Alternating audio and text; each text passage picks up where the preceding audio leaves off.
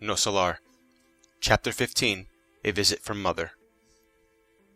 Following Clarencio's recommendations, I tried to rebuild my strength in order to recommence my learning process.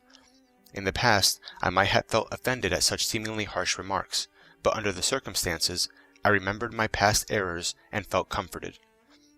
The body's fluids drive the soul into deep slumber. Actually, only now did I realize that the human experience can in no way be considered just a game. The importance of incarnation loomed clearly before me, displaying splendors unknown to me thus far. Bearing in mind all the opportunities I had wasted, I realized that I didn't deserve the hospitality of Nosso Lar. Clarencio had plenty of reasons to have spoken to me so frankly. I spent the days immersed in profound reflection on life. Deep down, of course, I was very anxious to see my terrestrial home again. However, I refrained from asking for any more favors. The benefactors from the Ministry of Assistance were excessively generous to me. They guessed my thoughts. If they hadn't afforded me the immediate satisfaction of my desire, it must have been because the time wasn't right yet. Thus, I kept silent, resigned, though I was somewhat sad. Lysias did whatever he could to cheer me up with his consoling remarks. However, I was going through that phase of inexpressible retreat, when individuals are called by their innermost conscience to go within. But one day, my kind attendant radiantly came into my room, exclaiming, "Guess who has arrived looking for you?" His joyful face and shining eyes gave him away. "My mother," I answered confidently. My eyes shone with joy as I saw my mother enter with outstretched arms. My son, come to me, my dear one." I cannot say what happened next. I felt like the little boy who used to play barefoot in the sand of our garden while it rained. I held her tenderly and wept with joy, experiencing the most sacred rapture of spiritual bliss. I kissed her over and over. I held her in my arms and blended my tears with hers. I cannot say how long we remained entangled like that. She finally aroused me out of my rapture. Come, my son, don't be so emotional. Excessive joy can harm the heart." But instead of carrying my dear old mother in my arms as I had done during the last weeks of her journey on earth, it was she who dried my flood of tears and led me to the divan.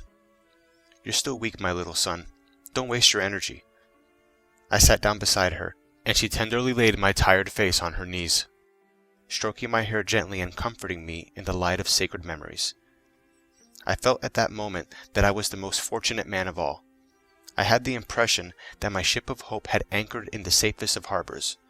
My mother's presence brought infinite comfort to my heart. Those minutes gave me the idea of a dream woven with the fabric of inexpressible bliss. Like a boy looking for details, I noticed that her clothes were a perfect copy of an outfit she used to wear at home. I recognized the dark dress, the woolen stockings, and the blue shawl. I gazed at her small head crowned with snow-white hair, at the wrinkles on her face, at her invariably sweet and calm eyes. With my own hands trembling with contentment, I stroked her dear hands and couldn't say even a single word. My mother, however, was stronger than I and spoke serenely.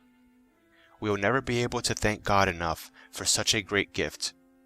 The Father has never forgotten us, my child. How long have we been apart? But don't think that I had forgotten you. Providence at times separates hearts temporarily so they may learn divine love." On noticing that her tenderness was the same as ever, I felt the pain of my earthly wounds once again. Oh, how difficult it is to rid ourselves of residue brought from earth. How heavy is the imperfection accumulated over the centuries. So many times I had listened to Clarencio's healthy advice and Lysias' brotherly suggestions to refrain from feeling sorry for myself. Yet now, feeling the maternal tenderness, all my old wounds seemed to reopen. From weeping out of happiness, I passed to tears of anguish, bitterly recalling my earthly suffering. I didn't grasp the fact that her visit was not meant to gratify my whims, but was intended as a precious blessing of divine mercy. I relapsed into old habits, and wrongly concluded that my mother ought to continue as the repository for all my complaints and endless grievances. On earth, mothers are almost always mere slaves from their children's point of view. Rare are the children who recognize their mother's devotion before losing her. Holding on to the same old wrong idea from the past, I lost myself in the land of painful confessions. My mother listened to me in silence with an expression of indescribable melancholy on her face. With moist eyes, from time to time she held me tightly to her heart. Then she spoke caringly. "Oh, my son, I'm fully aware of the instructions ministered to you by our benevolent Corencio. Don't complain. Let us thank our Father for blessing us with this meeting. We are now in a different school, where we are learning to be children of the Lord. When I was your mother on earth, I didn't always provide you with the best guidance. I too am working to readjust my heart, but your tears are dragging me back to the landscape of human emotions. Something is trying to cause my soul to backslide. I would like to agree with your complaints, to build you a throne as if you were the best creature in the universe, but such an attitude would be out of accordance with the new life lessons we are now learning. Such gestures are forgivable on the physical plane, but here, my son, we must attend to the Lord before anything else. You aren't the only discarnate man righting his wrongs, nor am I the only mother that feels far from her loved ones.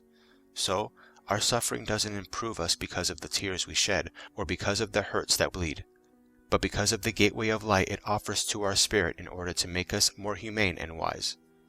Tears and hurts make a part of the blessed process of expanding our purest sentiments." After a long pause, during which a deeper awareness was solemnly warning me, my mother proceeded. "If we can enjoy these moments and expressions of love, why should we waste them in the shadows of self-pity? Let's rejoice, my son, and work ceaselessly. Adopt a new mental attitude. Your trust in my caring comforts me, and your filial tenderness brings me sublime happiness. But I can't go back to the way things used to be. For now, let's love each other with a great and sacred divine love." Her blessed words woke me up. I had the impression that invigorating fluids originating in material sentiment were uplifting my heart. My mother gazed at me kindly with a beautiful smile on her face. I rose respectfully and kissed her forehead, feeling that she was even more beautiful and loving than ever.